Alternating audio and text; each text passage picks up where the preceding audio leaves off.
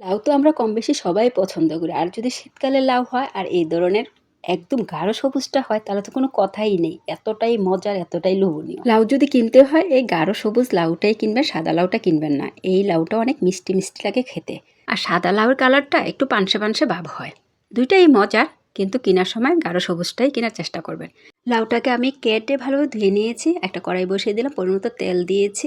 আর মাছের মাথা দিয়ে আমি লাউটা রান্না করব। আপনারা চাইলে কিন্তু মাছের মাথাটা মশলার সাথে কষিয়েও রান্না করতে পারেন।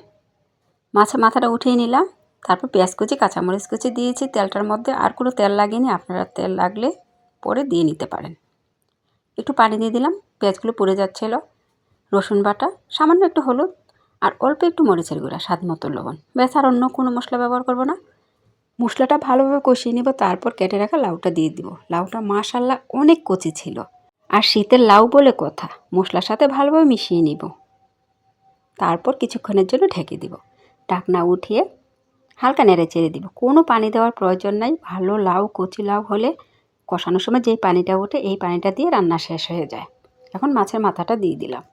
আমি রুই মাছের মাথা দিয়ে রান্না করছি, আপনারা চাইলে যে কোনো মাছ দিয়েও রান্না করতে পারেন, যে কোনো মাছের মাথা দিয়েও রান্না করতে পারেন। আবার কিছুক্ষণের জন্য ঢেকে দিয়েছিলাম। ঢাকনা উঠিয়ে নেড়ে চেড়ে দিব আর আস্তে আস্তে মাছের মাথাটাকে ভেঙে দিব, যেন লাউয়ের রেসিপিটার সাথে পুরোপুরি মিলে যায়। লাউ কিন্তু সামান্য একটু হলুদ দিতে হয়, আর কাঁচা মরিচ দিয়ে রান্না করলে একদমই গ্রিন থাকে। আমি সামান্য একটু মরিচের গুঁড়া ব্যবহার করেছিলাম, তারপরও গ্রিন রেখে রান্না করেছি। ভালো লাউ বা কচি লাউ হলে কষানোতে রান্না হয়ে যায়। লাউটা কিন্তু প্রায় রান্না হয়ে গেছে আর খুব তাড়াতাড়ি সিদ্ধ হয়ে গেছে। আর একটু ঢেকে দিব। ঢাকনা উঠিয়ে আবার একটু নেড়ে চেড়ে দিব। লাউ কিন্তু পানি দেওয়ার কোনো প্রয়োজন নেই।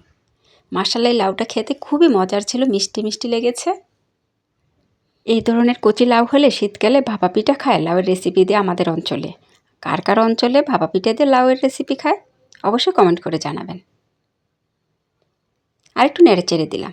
এবার দিয়ে দিব ধনিয়া পাতা। ধনিয়া পাতা না দিলে মনে হয় যে লাউয়ের রেসিপিটাই রান্না হয়নি, কি জানি অসমাপ্ত রয়ে গেছে। লাউ কিনতে কিন্তু আমরা 12 মাসই বাজারে পাই, কিন্তু শীতের লাউ খাওয়ার মজাই আলাদা। যত পারেন লাউ বেশি বেশি করে খেয়ে নিন।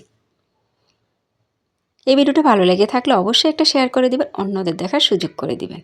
আমি লাউটা কিন্তু অনেক ঘেটে ঘেটে রান্না করেছি মাশাআল্লাহ, তারপরও লাউটা ভাঙ্গিনি, গাটা গাটা হয়নি, খুব সুন্দরভাবে রান্নাটা হয়েছে। আর সিদ্ধটাও খুব সুন্দরভাবে হয়েছে। আমার ছোট্ট একটা অনুরোধ, পেজটাকে ফলো দিয়ে পাশে থাকবেন, সবার আগে আগে ভিডিওগুলো পেয়ে যাবেন। এতক্ষণ ভিডিওটা দেখার জন্য অসংখ্য ধন্যবাদ। আপনাদের মাঝে আমি আবারও চলে আসবো নতুন এক ভিডিও নিয়ে। ততক্ষণ সবাই ভালো থাকবেন, আমার জন্য বেশি বেশি দোয়া করবেন। সবার জন্য দোয়া ও শুভকামনা। আল্লাহ হাফেজ।